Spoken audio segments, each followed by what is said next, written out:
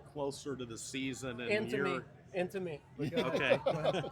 This defense, your position, that role in this, explain that a little better to Cyclone fans, kind of what they're going to expect. Well, as you go through, there's a lot of elements that go into that nickel position. You guys have talked to players and brought them up and interviewed them and asking them about those details of that spot. The unique thing, and everywhere I've been at that person, whoever it ends up being, typically plays another position. That's the uniqueness of it. Is Seth is a guy that could be in those positions. You could have a linebacker in those positions. You could have a safety in those positions. That's the uniqueness of it. And the most delicate part is that player gets a lot of hands-on attention from different people. And our guys, whether it's, you take Seth, for example, the credit of his play goes to Mike Banks. I mean, that's how that is. He's practicing with the corners. He's doing those things.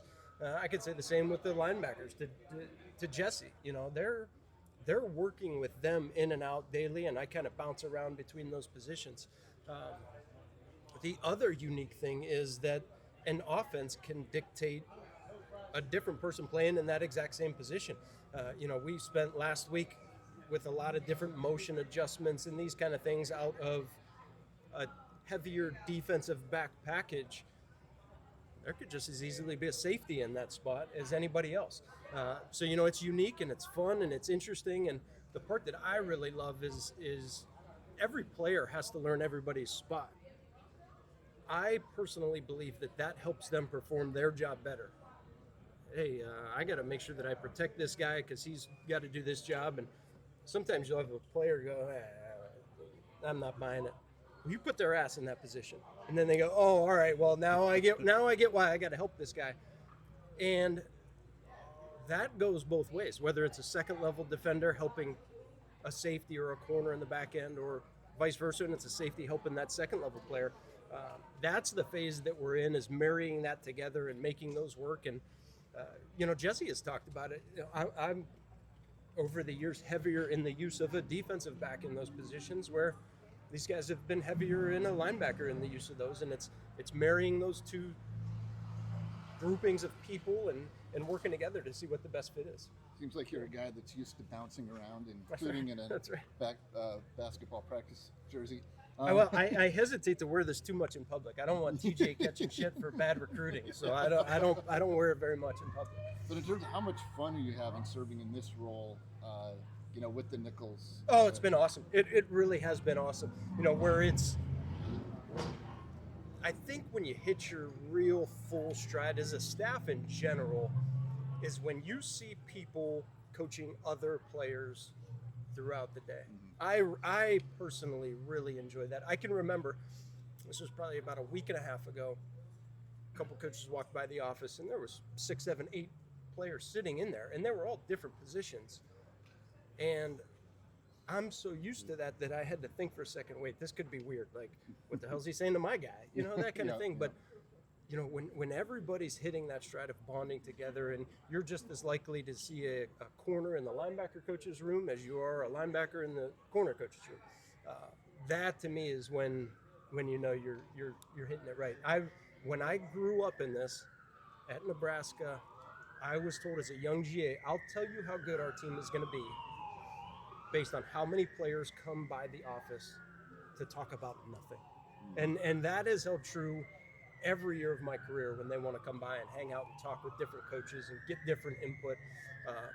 Seth's a guy that comes to mind. He's just so hungry to understand football. That's what makes it fun. That's a really cool opportunity to do that. How does the function of the nickel change when there's a linebacker in there versus a safety, or are they pretty much the same? You know what? That's a great question. It's the things that you're able to do with a linebacker in versus a nickel are very different. Those, whether you take just the simple example of a run fit. I've had years where that nickel position has been a corner, and he's been a damn good player, but some years he's been a small corner. Well, we don't want to dive that player into the run fit. I've had the flip of it, where I've had a bigger, faster linebacker, but he's still a linebacker. I want to dive his butt in that run. I want him to fit the run. You just got to keep that level going as you move further back. Meaning this, if I've got a linebacker that I'm going to put in there to fit the run, safety's got to be ready to cover those receivers that are in front of them. I put a nickel or a corner into that position. Well, that nickel better be ready to cover because now that safety's got to go fit the run. So it's just a delicate balance of what's best at that position, and it's also what's best for the team that you're facing. You may go into some games and say, hey, we want to be in a 3 linebacker look. You may go into some other ones and say, all right, we want to start this out as a defensive back in that position. In my opinion, the ability to work both of those packages is a big advantage. I think that's a really good idea. Even just personnel in football, the substitutions has gotten more difficult as we go.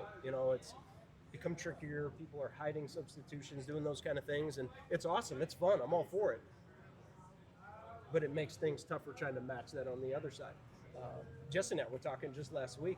We had certain games that I've played in the past where I just had the player on the sideline watching the player that they would go in with. And that was the substitution, 1-for-1, where it's not, how many times you go out there and you see everybody waving their hands and running, and just made it as simple as that. Hey, if the skill guy goes on, our skill guy goes on.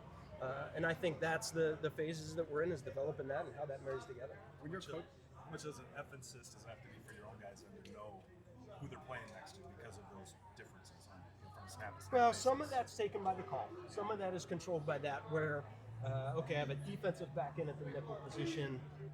They're going to be getting different calls and those type of things to those situations where I take the flip and I have a linebacker. So that helps a ton. And it's a comfort of getting used to what we were talking about with the run fitters and the pass coverage.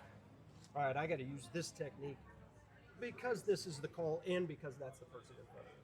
Helping there.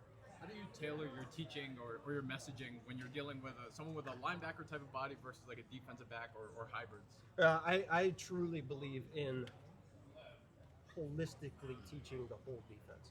Meaning, let's just take a simple example of I have a slot receiver in a formation. A number 2 slot receiver, and in my head he's on the left, not that matters. If we're going to play with a nickel that's going to be outside leverage on that receiver, we're teaching him that position. We're also teaching the safety how to play behind him. Hey, if he's outside, you have to play this way. We may never do that with a linebacker, but we're going to teach his ass how to do that so that he's learned the ins and outs of it. Now you take that same receiver and you put a tight end that has flexed out of the core and stood in that spot. We can do the same damn thing, to your point, with that linebacker. Because, okay, now this guy can cover that tight end.